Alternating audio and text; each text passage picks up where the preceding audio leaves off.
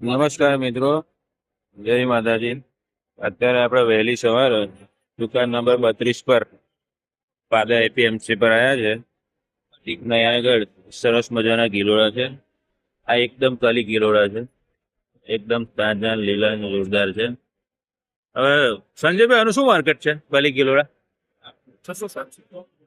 600 થી 700 રૂપિયા.